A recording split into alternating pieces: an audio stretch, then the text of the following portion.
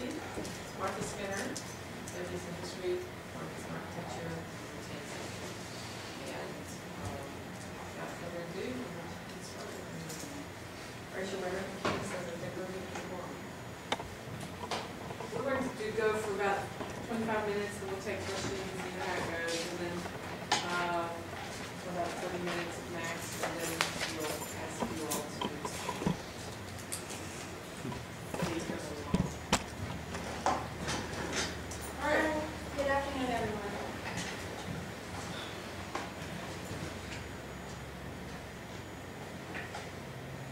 Oh, lights. Oh, that's very nice. Can you read without the lights? Yeah.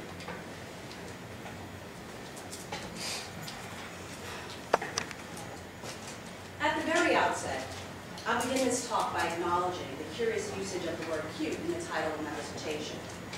Of course, cute is an extraordinarily commonplace term, but I believe it is an apt label for the subject of race in African-American rhetorics that I'm describing today. Personally, I've always been fascinated by the seeming obviousness, even obtuseness of race, especially in regards to its visual representations. But to conflate the separate subjects of race as a visual rhetoric and racism as an ideological construct would be a mistake. And to deny the lasting effects of the latter by claiming that the former is a moot subject or is in some way an obsolete field of investigation would be even more egregious. Not too long ago, I ran across a study that grabbed my attention called Looking Deathworthy. And it builds on a body of work that started with a capital sentencing study done back in the 1970s. So like 40 years ago, this researcher named David Balbus examined over 2,000 death penalty cases and found that, all things being equal in terms of the level of education and poverty associated with the general socio-economic circumstances of the accused, both whites and blacks received roughly equal sentencing. However, what this study did not determine is that race is necessarily a non-factor in death penalty cases. What Balbus discovered was that the likelihood of a defendant being sentenced to death is actually correlated to the color of the victim. In effect, when victims are white, the accused is much more likely to receive the death penalty than if the victims are non-white. What this study did was call attention to the abject inequality and racism built into the criminal justice system, and a useful model for describing the arbitrary consequences of racism in U.S. courts had emerged.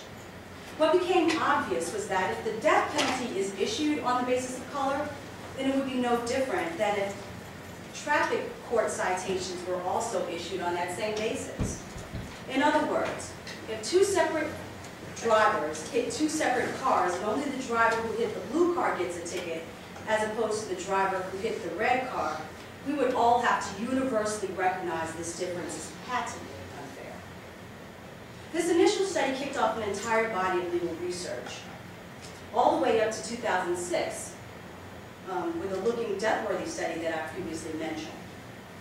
And this study essentially shows that a person is more likely to be murdered by the state depending upon the degree to which that criminal defendant has facial characteristics that are perceived as stereotypically black. The fact that race matters in capital punishment clearly speaks to the exigency of my topic.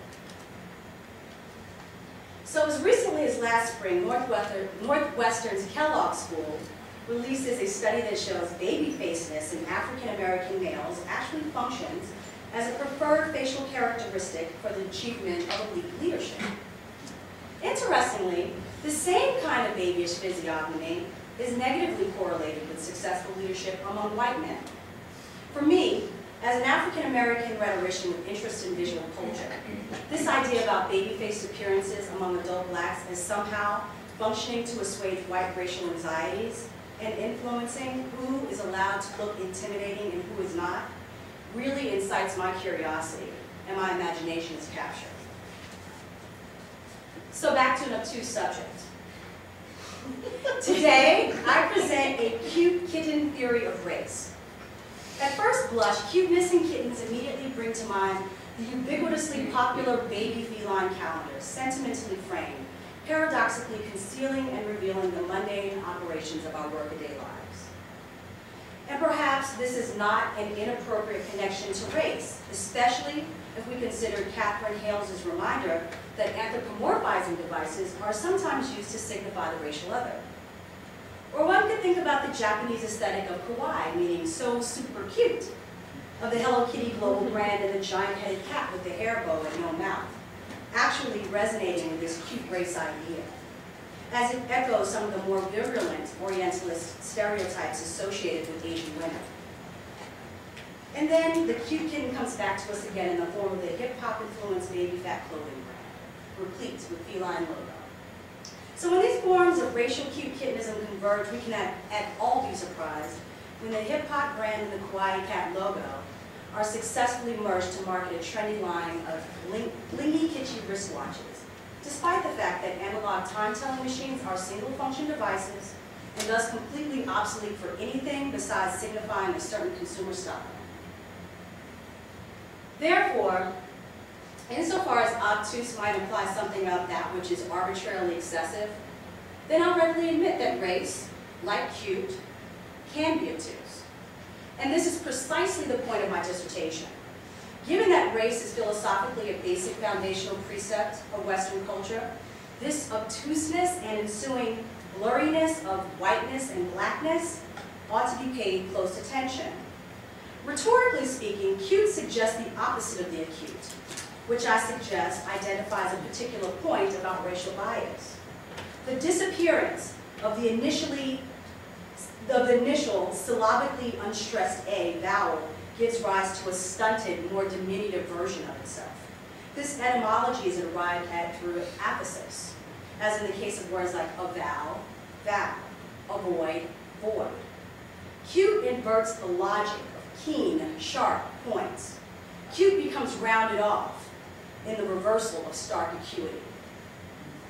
And as you may all recall from your high school geometry classes, acute angles are the opposite of obtuse ones.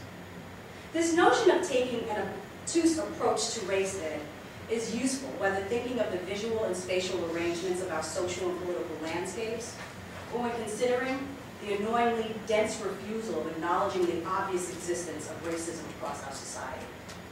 Theoretically, I'm borrowing from the ideas contributed by Roland Barthes in regards to design and taste, though I'm using this notion of obtuse cuteness explicitly to forward a critique of race rhetorics.